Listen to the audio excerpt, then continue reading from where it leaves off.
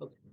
So, have you ever thought that a device that people can use to communicate with machines and humans without opening their mouth or making physical gestures? Yes, now it is possible.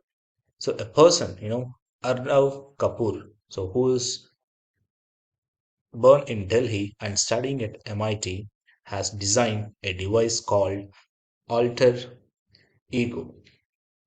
Now, what does this alter ego means? So this alter ego facilitates the interaction whether from a human to machine or from one person to another through internal articulation of words.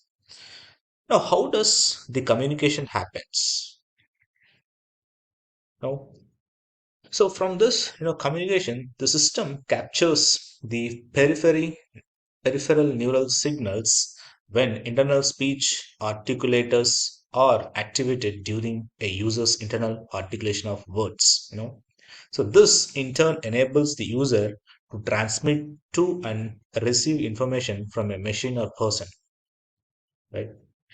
Now, to whom it is going to be used or where will the system is used? So as per the MIT, so the project was primarily meant for the individuals so with speech disorders. So where they were not able to communicate properly.